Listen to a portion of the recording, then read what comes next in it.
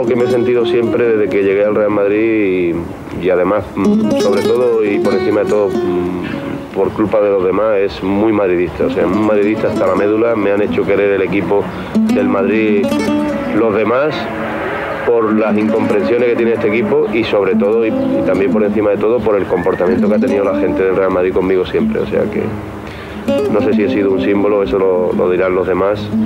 Lo que sí está claro es que yo me siento madridista hasta la médula. Juanito, el Illa.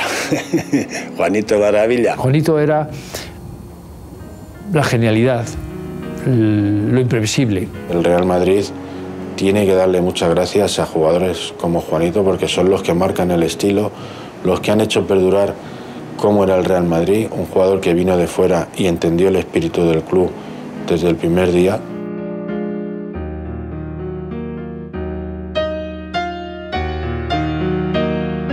También tenía su carácter, que a veces le hacía pasarse.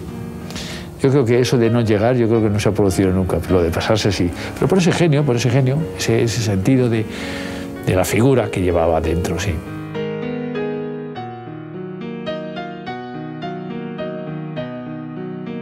Digamos que en Juanito la gente veía al amigo del barrio, ¿no? Que estaba con la camiseta del Real Madrid. Juanito fue siempre muy cercano a la gente.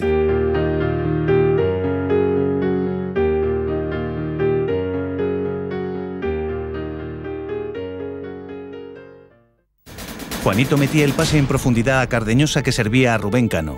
5 minutos después de que marcase el tanto de la victoria del pasaporte mundialista, Juanito era sustituido por Dani. Era el minuto 76.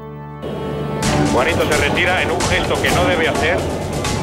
No nos ha gustado nada este gesto de Juanito que ha recibido un botellazo en plena cabeza. Increíble. No nos gustaba, decíamos, el gesto de Juanito, pero el botellazo que ha recibido en la cabeza del jugador español es indigno de una afición deportiva. Intolerable. Intolerable. Juanito decía que perdía en un segundo lo que le había costado ganar un año. ¿Cuáles eran los motivos que impulsaban a Juanito a hablar de esa manera?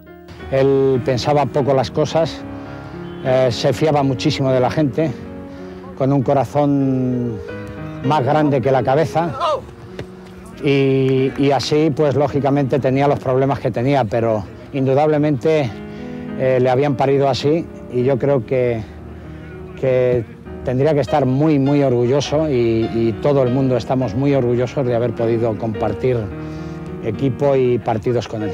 En aquel partido contra un equipo italiano que tenía que hacer el Madrid, no me acuerdo si 4 goles, que parecía imposible. Y entonces cuando salió de visitante, me parece que era contra el Inter, le preguntaron y él habló en un italiano medio españolizado, una cosa rara.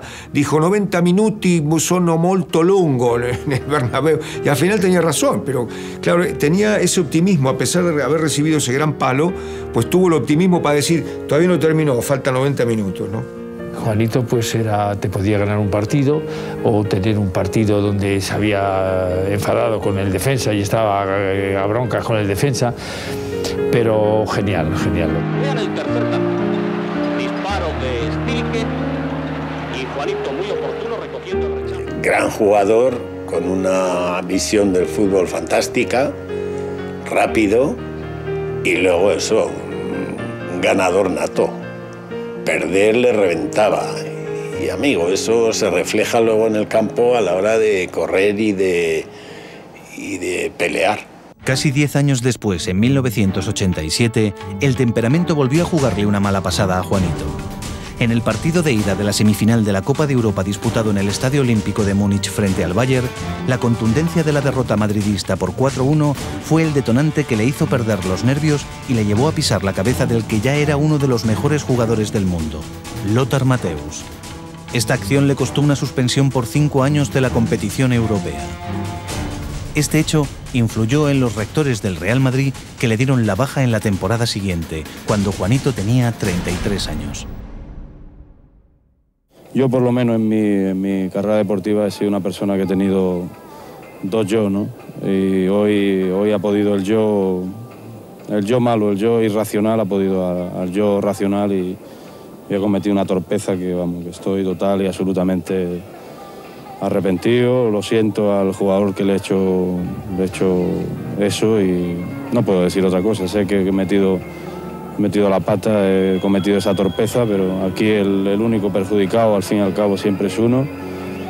Y bueno, uno, el equipo, pero bueno, yo lo único que puedo decir es que me maldigo ese comportamiento tan irracional que lo había domado, lo había tratado de educar durante unos años, pero hoy ha salido otra vez y lo siento a todo el mundo que lo haya visto. Una persona encantadora, con sus manías pero amigo de todos, no tenía un problema con nadie, se dejaba querer por todos, daba todo lo que tenía, luchaba por el equipo estando en el entrenamiento, estando en el partido jugando o estando en el banquillo.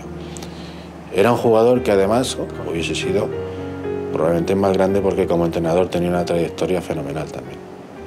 Yo creo que el que debe decidir en un momento dado las cuestiones a seguir una línea debe de ser uno, ¿no? Y yo, no sé, me encontraba bien y digo, pero ¿por qué no voy a volver si yo soy dueño de mis decisiones y dueño de mis responsabilidades y las consecuencias eran para mí? Entonces, yo creo que no es momento o no momento, sino decidirse y yo me he decidido y aquí estoy. Su etapa como entrenador fue corta. Le faltó un encuentro para cubrir media temporada. Antes de comenzar la competición se habló de Juanito para distintos clubes de categoría nacional. Al final no concretó con ninguno de ellos, hasta que fichó por el Mérida, que había destituido a Eduardo Caturla.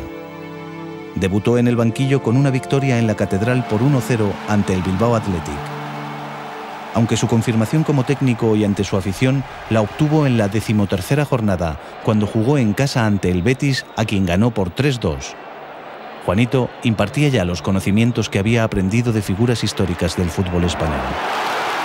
Yo creo que el recuerdo y la opinión de Juanito, yo creo que es bien conocida, ¿no? Un jugador genial, un jugador polémico por su temperamento, pero un jugador como la copa de un pino, ¿no? A las 2 de la madrugada del 2 de abril del 92, a la altura del kilómetro 161 de la Nacional Quinta, el coche que conducía el masajista del Mérida chocó contra el remolque de un camión portugués. Juan Gómez fallecía en el acto. Tenía puesta la emisora me parece que era Radio Nacional, y dieron la noticia y no me lo podía creer, ¿no? La verdad es que fue muy duro, ¿no? Fue muy duro para todos. Fue una pena. Yo muchas veces lo reconozco que me apropio un poco de la historia sin tener por qué, pero